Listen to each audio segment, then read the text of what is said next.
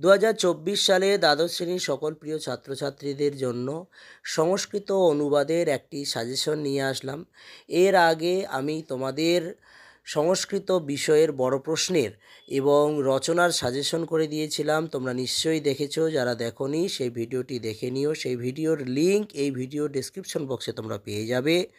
এছাড়াও আমি তোমাদের এবিটিএ টেস্ট পেপার থেকে যে 13খানা পেজ ছিল এবার আমাদের, সেই 13খানা পেজের এমসিকিউ, এসিকিউ এবং ব্যাকরণের উত্তরপত্রের ভিডিও দিয়েছিলাম। সেই ভিডিওগুলিরই লিঙ্ক এই ভিডিও ডেসক্রিপশন বক্সে কিন্তু তোমরা পেয়ে যাবে, তোমরা দেখে নিও।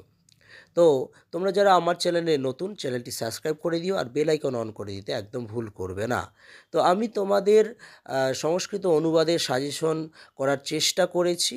একটা কথা বলে রাখি যে সাজেশন সংস্কৃত অনুবাদের একটু প্রবলেম হয়, কারণ অনেক সময় সংস্কৃত অনুবাদ সব সময়ই ঘুরিয়ে দেয় ওরা।